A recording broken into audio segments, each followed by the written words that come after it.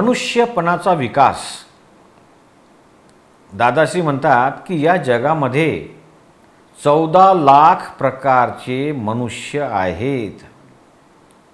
14,000 थर अशा प्रकारचे हे मनुष्य आहे.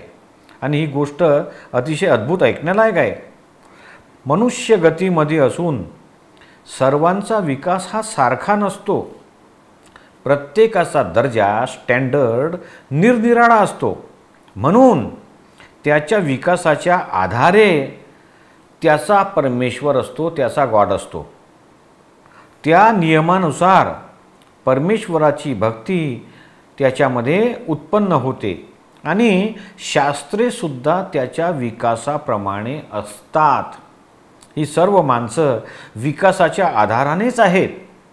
त्यांचा दर्जासुद्धा तसाच आणि त्यांच्या दर्जाप्रमाणे त्यांना तसं साहित्य मिळतं. आणि हे सगळे जे दर्जे आहेत, स्टँडर्ड आहेत, हे लौकिक सापेक्ष रिलेटिव्ह धर्माचे आहेत.